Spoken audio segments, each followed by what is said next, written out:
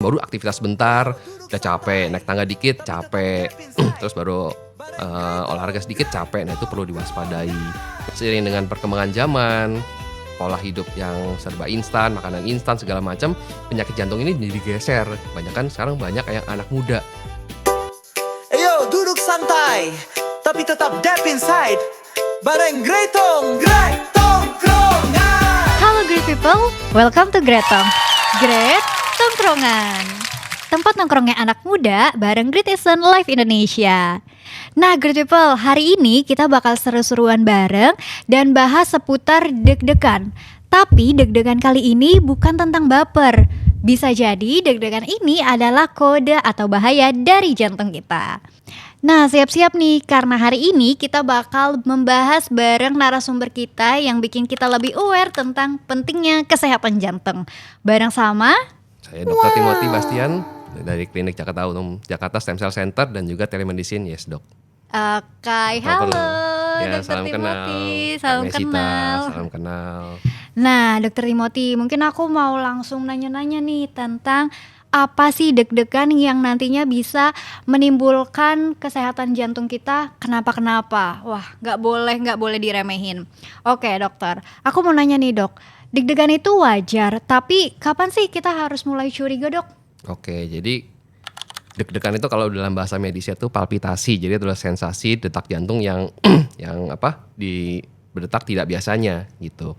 Nah, penyebab deg-degan ini ada banyak hal sekali. Memang yang paling sering itu karena masalah jantung. Jadi kalau kita bagi dua, itu bisa karena masalah jantung dan masalah di luar jantung. Nah, kita bahas penyebab yang di luar jantung dulu ya. Kalau di luar jantung tuh ada beberapa hal. Misalnya paling sering karena misalnya asupan kafein yang tinggi. Itu juga misalnya anak muda sekarang suka minum kopi, nongkrong, itu yang terlalu banyak, yang kopi hitam segala macam, udah gitu extra shot. Nah, itu juga bisa bikin deg-degan.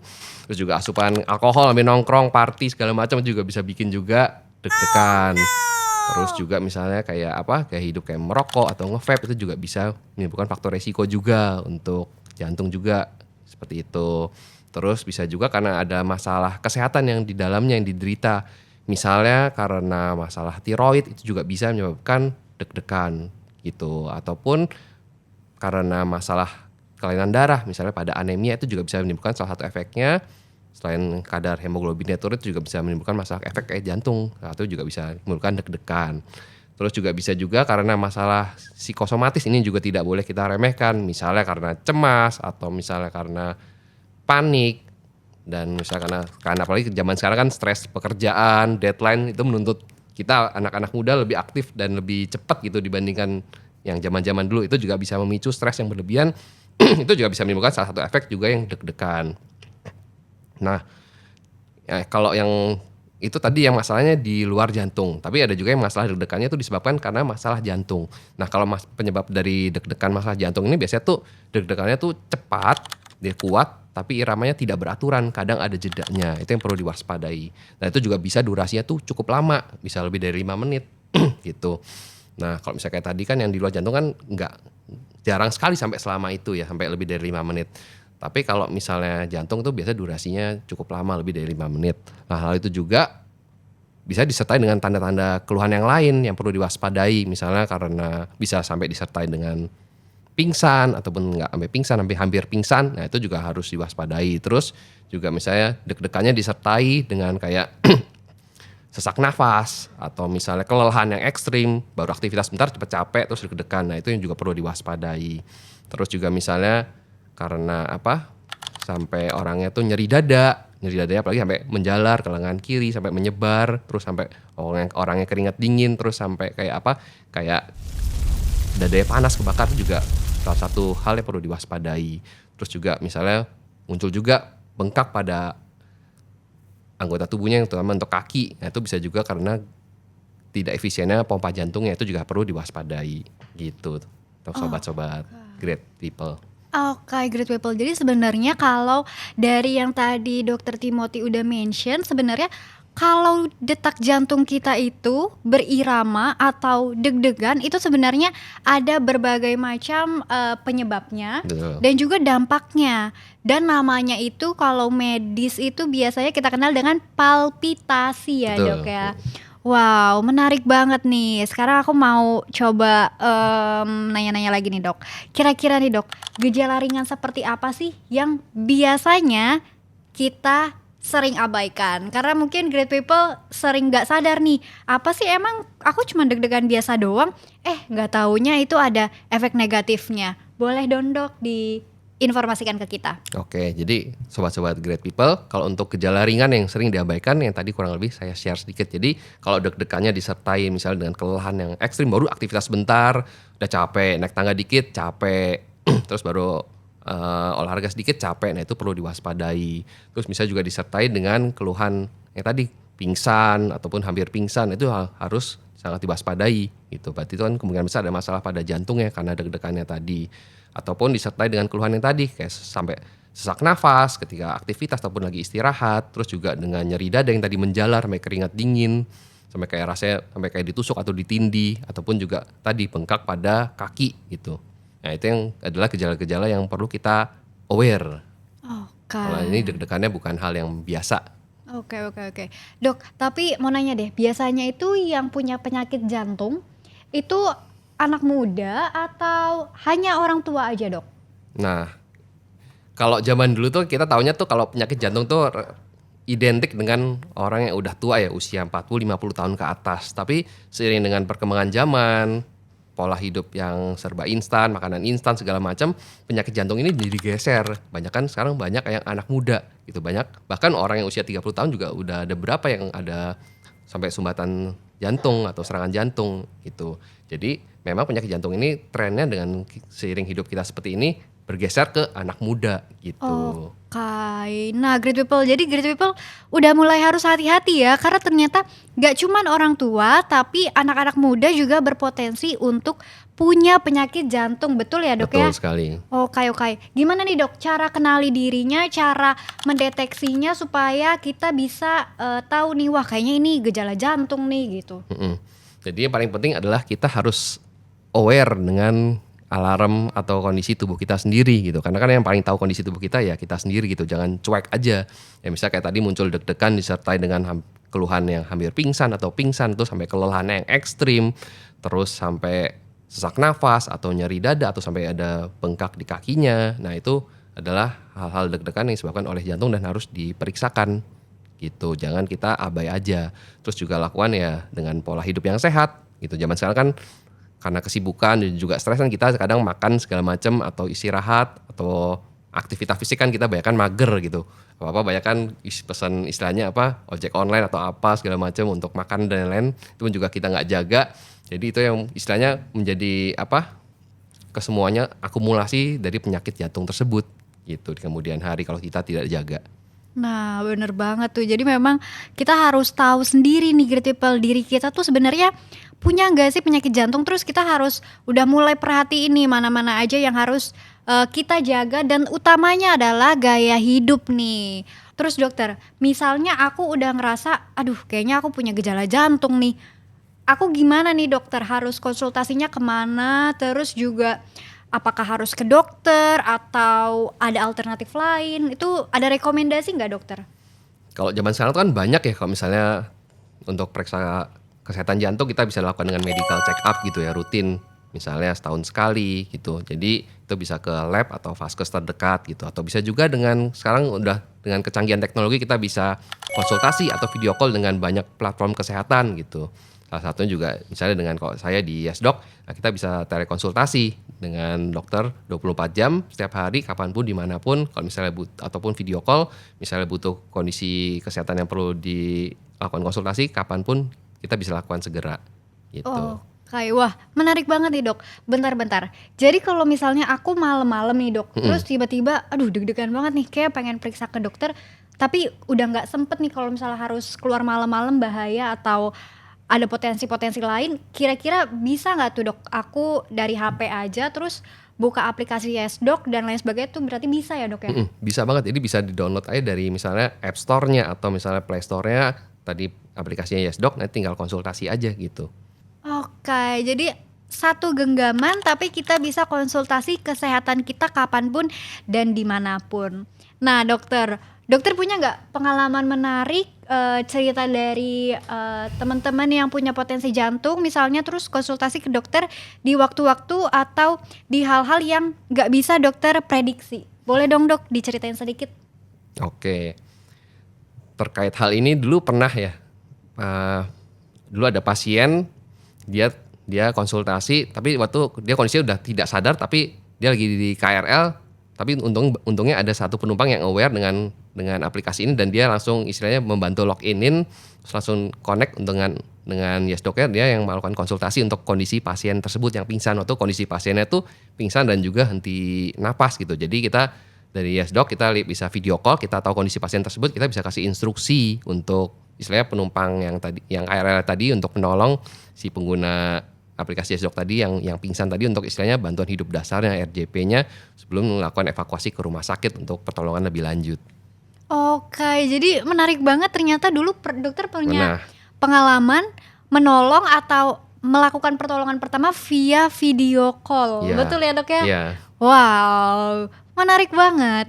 Nah, terus tadi tuh dokter sempat mention untuk medical check up. Tadi Betul. dokter saranin supaya yuk kita medical check up. Nah, itu gimana sih dok? Boleh dijelasin nggak? mm. Yang paling gampang sih kalau untuk medical check up tadi kan bisa rutin ya, apalagi kita udah mulai usia 20-an akhir atau 30-an akhir, nggak mesti medical check up tuh kalau udah usia 40-an, 50-an, oh ini baru mesti check up nih. Enggak, kalau sekarang tuh sedini mungkin gitu, karena memang banyak penyakit-penyakit yang sekarang tuh lebih banyak bergeser ke anak muda gitu. Jadi ya bisa lakukan tadi misalnya kayak periksa ke lab atau farmasi atau misalnya ke rumah sakit atau klinik terdekat gitu. Untuk paling gampang periksa kayak tekanan darah atau pemeriksaan fisik ke dokter kan, konsultasi dokter ataupun juga dengan pemeriksaan lab gitu kayak pemeriksaan darah atau sekitar gula darah untuk fungsi jantung, liver, kolesterol dan lain-lain gitu. Nah dokter, tapi selain medical check up, boleh dong dokter sebutin secara singkat beberapa aja tips buat kita great people jaga kesehatan jantung. Oke, jadi untuk jaga kesehatan jantung yang pertama adalah kita harus aware tadi ya dengan kondisi tubuh kita. Jadi ya jika muncul kondisi tadi deg-degan nih yang ditandai dengan beberapa gejala kayak misalnya pingsan, hampir pingsan, terus juga dengan gejala lain kayak misalnya sesak nafas, nyeri dada, kelelahan yang ekstrim, bengkak di ekstremitas, seperti kaki. Nah itu adalah hal-hal yang perlu diwaspadai dan kita lakukan pemeriksaan lebih lanjut. Terus juga yang penting adalah dengan melakukan pola hidup sehat ini, sobat-sobat great people, karena itu adalah pondasi untuk kesehatan tubuh kita secara keseluruhan, termasuk jantung. Jadi terutama untuk pertama ya diet seimbang, perbanyak asupan serat, terus juga utamakan prioritas protein. Jadi protein kan untuk bantu untuk pembentukan sel tubuh kita, struktur tubuh kita, building block. Jadi itu sangat penting gitu. Terus juga untuk karbo juga dibatasi, jangan terlalu banyak. Terus juga hindari atau minimalkan makanan yang olahan ultra processed food ya kayak sekarang kan kayak keripik atau cimol, cireng dan lain-lain, sosis, nugget dan lain-lain kan. Nah itu harus diminimalkan gitu. Lebih prioritas protein, serat, sayur, buah. Terus juga kayak makanan yang banyak mengandung lemak trans ataupun yang kayak lemak jenuh itu juga di-cut semaksimal mungkin gitu. Nah, lalu juga selain itu selain diet tadi yang seimbang, bisa juga dengan aktivitas fisik yang bagus. Kalau zaman sekarang kan orang aktivitas fisik kan banyak kan mager karena sibukan jadi nggak kurang gerak. Jadi kalau bisa tuh usahakan tuh dalam satu hari kita jalan 7.000 sampai 10.000 langkah. Karena dengan jalan 7.000 sampai 10.000 langkah itu menurunkan resiko bahkan sampai hampir 16 sampai 20% ACM all cause mortality. Jadi penyakit karena penyakit degeneratif kayak misalnya jantung, stroke dan lain-lain itu bisa berkurang sampai 20% kalau kita aktif. Dan juga lakukan misalnya olahraga, kayak sekarang kan banyak orang yang olahraga kayak misalnya lari atau pedal atau hal yang lain atau gym. Nah itu juga disarankan ya kalau bisa minimal tuh kalau menurut WHO 30 menit sehari aktivitas fisik 5 kali seminggu gitu. Ditambah ya kalau bisa zaman sekarang tuh latihan beban 2-4 kali seminggu. Ya kalau bisa 4 kali seminggu kurang lebih 45 menit sampai 60 menit. Jadi untuk bangun massa otot gitu. Karena terutama pada wanita ya kalau misalnya udah mulai usia dekat-dekat menopause itu kan udah perubahan hormonal jadi terjadinya penurunan semua fungsi tubuhnya terutama untuk densitas tulangnya, kepadatan massa tulang. Jadi rentan terjadi osteoporosis. Jadi untuk mencegah itu ya harus dengan memperkuat densitas tulang ya, salah satunya dengan latihan otot gitu. Jadi dengan massa otot yang bagus, yang oke. Jadi istilahnya tuh dia akan mengurangi komposisi komponen lemak dalam tubuh kita. Jadi kalau ototnya oke, tulangnya oke, Jadi komposisi lemak dalam tubuh juga akan berkurang. Nah itu akan menyebabkan mengurangi resiko terjadi penyakit-penyakit degeneratif. Ya tadi terutama penyakit jantung, diabetes dan lain-lain. Terus juga tidur yang cukup. Tidur juga harus diperhatikan minimal 7-9 jam sehari. Terus juga hindari kebiasaan buruk kayak misalnya merokok, nge-vape, alkohol, begadang, itu juga harus dihindari. Terus juga manajemen stres ya. Zaman sekarang kan banyak orang juga stres ya karena pekerjaan atau misalnya hubungan dan lain-lain. Jadi ya kalau bisa di manage stresnya misalnya dengan melakukan hobi di waktu luang atau misalnya juga dengan meditasi atau yoga atau sharing dengan orang yang kita percaya. Jadi jangan kalau ada masalah jangan dipendem aja gitu. Atau misalnya juga kalau misalnya itu ya bisa konsultasikan dengan ahlinya. Gitu sih kurang lebih tips-tipsnya. Wow, aduh sebenarnya ya dok, saya agak sedikit tertegur karena tadi dokter sempat mention makanan kesukaan saya yaitu cimol. Dan tadi sempat disuruh juga olahraga. Bagi saya kaum perubahan itu adalah suatu hal yang sulit banget, tapi nggak apa-apa karena dokter tadi udah mention bahaya-bahayanya. Saya juga jadi bisa lebih aware dan kalau gitu mulai sekarang aku harus bisa lebih baik lagi dalam mengelola gaya hidup dan juga pola makan. Nah, dokter, buat penutup nih dokter, satu pesan atau satu nasihat dari dokter buat great people. Oke, jadi untuk pesan-pesan untuk sobat great people, jantung kita ini cuma satu-satunya gitu. Jadi ya kita harus jaga dengan baik dan dia nggak ada istilahnya cadangannya. Jadi kita harus punya pilihan yang bijak untuk kita menjaganya. Ya sama kayak misalnya kita punya kendaraan atau apa kan kita pasti maintenance service berapa bulan sekali. Ya kita juga harus istilahnya maintenance jaga kondisi jantung kita misalnya tadi dengan check up dengan juga dengan pola hidup yang sehat. Terus juga yang penting satu pesan juga dari saya untuk sobat great people, kita nggak mesti menjadi sehat. Kita tidak mesti sehat dulu baru menjalani pola hidup sehat, tapi kita harus menjalani pola hidup sehat supaya kita menjadi sehat.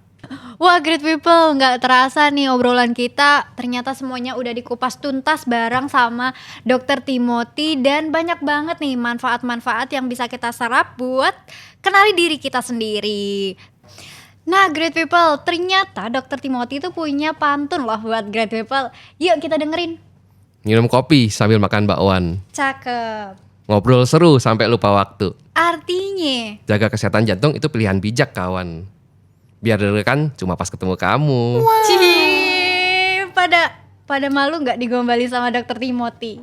Nah, great people, tapi aku juga pengen merekomendasikan great people perlindungan yang lebih untuk risiko penyakit jantung nih, karena kamu bisa cek produk dari Great Eastern Life Indonesia, yaitu Great Heart Attack Protection, karena produk ini dirancang khusus untuk kamu siap hadapi risiko jantung, karena kita nggak pernah tahu nih kapan kode bahaya itu datang. Nah great people, jangan lupa untuk stay tune terus di Gretong Tongkrongan berikutnya. Dan jangan lupa untuk subscribe, terus komen, dan juga share video ini agar semakin banyak memberikan manfaat dan jadi hebat bareng Great Eastern Life Indonesia. Aku Maisita dan juga Saya Dr. Timothy Sebastian. kami pamit undur diri. Sampai jumpa di tongkrongan berikutnya. Bye-bye. Bye-bye. Bareng Gretong.